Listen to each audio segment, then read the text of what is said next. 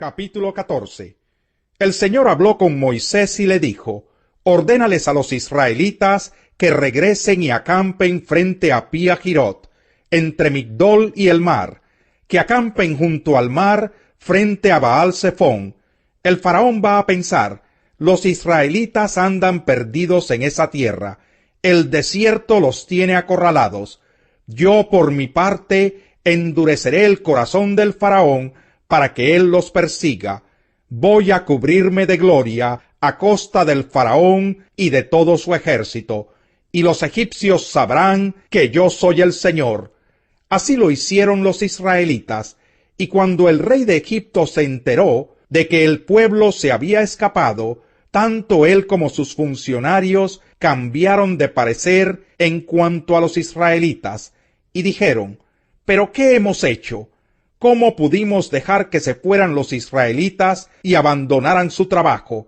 Al momento ordenó el faraón que le prepararan su carro, y echando mano de su ejército, se llevó consigo 600 de los mejores carros y todos los demás carros de Egipto, cada uno de ellos bajo el mando de un oficial.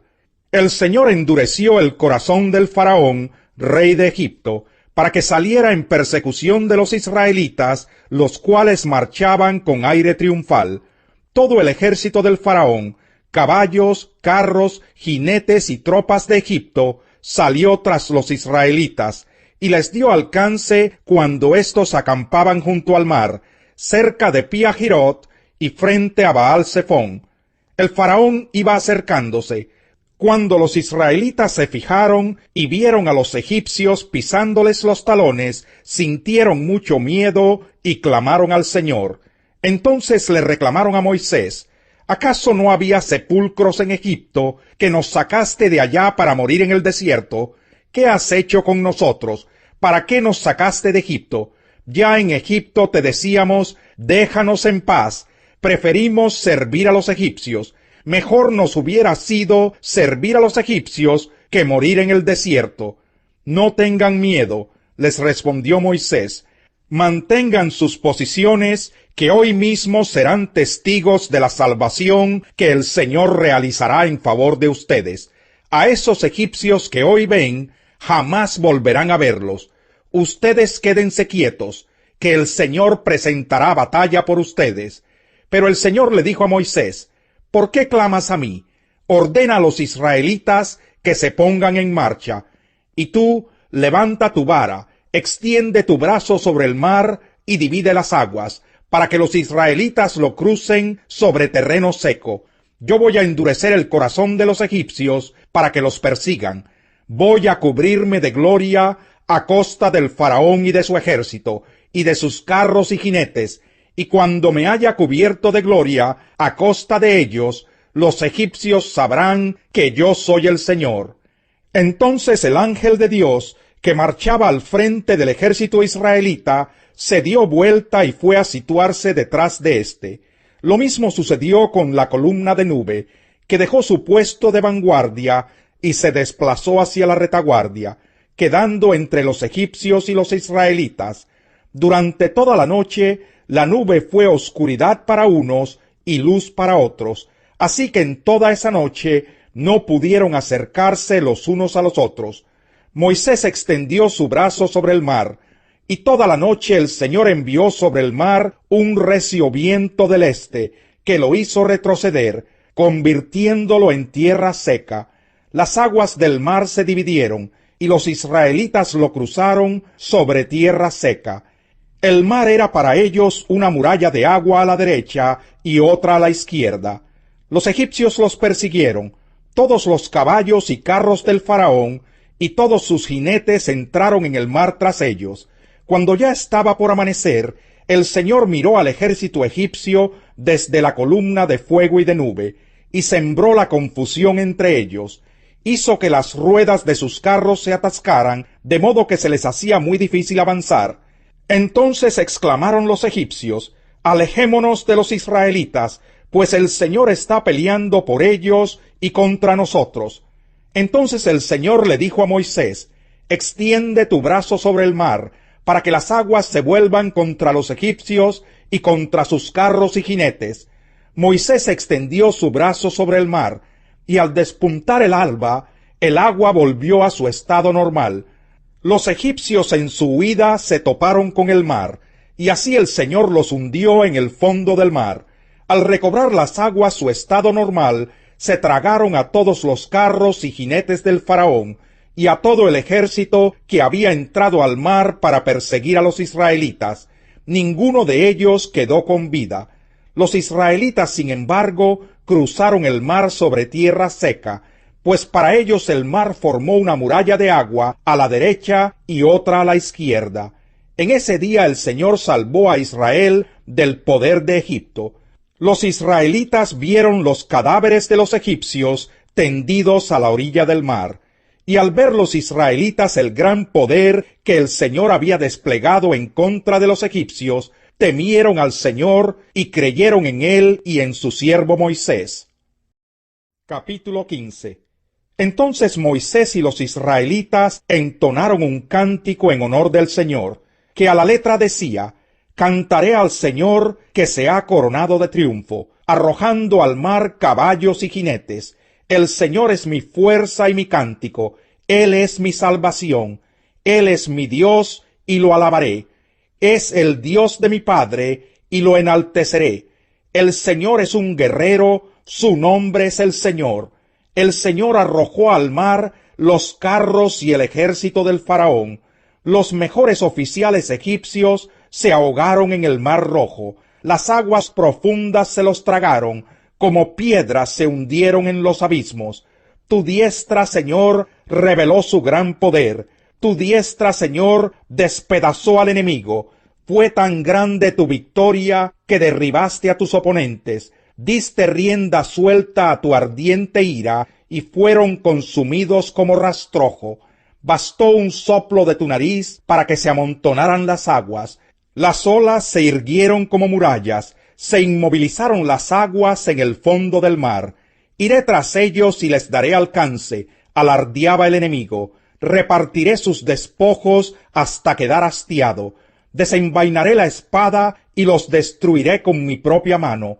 Pero con un soplo tuyo se los tragó el mar. Se hundieron como plomo en las aguas turbulentas. ¿Quién, Señor, se te compara entre los dioses? ¿Quién se te compara en grandeza y santidad? Tú, hacedor de maravillas, nos impresionas con tus portentos. Extendiste tu brazo derecho y se los tragó la tierra. Por tu gran amor guías al pueblo que has rescatado. Por tu fuerza los llevas a tu santa morada. Las naciones temblarán al escucharlo. La angustia dominará a los filisteos. Los jefes edomitas se llenarán de terror. Temblarán de miedo los caudillos de Moab. Los cananeos perderán el ánimo, pues caerá sobre ellos pavor y espanto. Por tu gran poder, Señor, quedarán mudos como piedras, hasta que haya pasado tu pueblo, el pueblo que adquiriste para ti. Tú los harás entrar, y los plantarás en el monte que te pertenece, en el lugar donde tú, Señor, habitas, en el santuario que tú, Señor, te hiciste. El Señor reina por siempre y para siempre. Cuando los caballos y los carros del faraón entraron en el mar con sus jinetes, el Señor hizo que las aguas se les vinieran encima. Los israelitas, sin embargo, cruzaron el mar sobre tierra seca. Entonces Miriam la profetisa, hermana de Aarón, tomó una pandereta, y mientras todas las mujeres la seguían, danzando y tocando panderetas, Miriam les cantaba así: Canten al Señor, que se ha coronado de triunfo, arrojando al mar caballos y jinetes. Moisés les ordenó a los israelitas que partieran del mar Rojo y se internaran en el desierto de Sur. Y los israelitas anduvieron 3 días por el desierto sin hallar agua. Llegaron a Mara, lugar que se llama así porque sus aguas son amargas, y no pudieron apagar su sed allí. Comenzaron entonces a murmurar en contra de Moisés, y preguntaban: ¿qué vamos a beber? Moisés clamó al Señor, y él le mostró un pedazo de madera, el cual echó Moisés al agua, y al instante el agua se volvió dulce. En ese lugar el Señor los puso a prueba y les dio una ley como norma de conducta.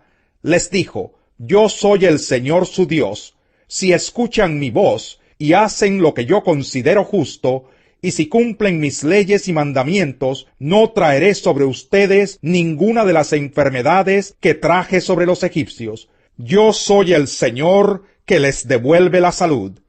Después los israelitas llegaron a Elim, donde había 12 manantiales y 70 palmeras, y acamparon allí cerca del agua. Capítulo 6. ¿Qué concluiremos? ¿Vamos a persistir en el pecado para que la gracia abunde? De ninguna manera. Nosotros que hemos muerto al pecado, ¿cómo podemos seguir viviendo en él? ¿Acaso no saben ustedes que todos los que fuimos bautizados para unirnos con Cristo Jesús, en realidad fuimos bautizados para participar en su muerte?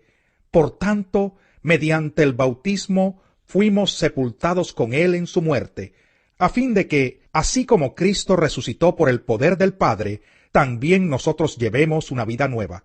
En efecto, si hemos estado unidos con él en su muerte, sin duda también estaremos unidos con él en su resurrección. Sabemos que nuestra vieja naturaleza fue crucificada con él para que nuestro cuerpo pecaminoso perdiera su poder, de modo que ya no siguiéramos siendo esclavos del pecado, porque el que muere queda liberado del pecado. Ahora bien, si hemos muerto con Cristo, confiamos que también viviremos con él, pues sabemos que Cristo, por haber sido levantado de entre los muertos, ya no puede volver a morir. La muerte ya no tiene dominio sobre él. En cuanto a su muerte, murió al pecado una vez y para siempre. En cuanto a su vida, vive para Dios. De la misma manera, también ustedes considérense muertos al pecado, pero vivos para Dios en Cristo Jesús. Por lo tanto, no permitan ustedes que el pecado reine en su cuerpo mortal, ni obedezcan a sus malos deseos. No ofrezcan los miembros de su cuerpo al pecado como instrumentos de injusticia. Al contrario, ofrézcanse más bien a Dios como quienes han vuelto de la muerte a la vida, presentando los miembros de su cuerpo como instrumentos de justicia. Así el pecado no tendrá dominio sobre ustedes, porque ya no están bajo la ley, sino bajo la gracia. Entonces, ¿qué? ¿Vamos a pecar porque no estamos ya bajo la ley, sino bajo la gracia? De ninguna manera. ¿Acaso no saben ustedes que cuando se entregan a alguien para obedecerlo, son esclavos de aquel a quien obedecen?